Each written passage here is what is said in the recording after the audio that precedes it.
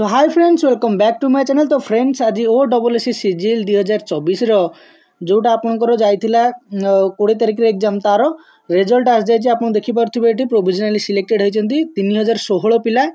आपड़ ये चलते आम डायरेक्ट देखा के कटअफ जाइए। कटअफटा आप देखिपारे ये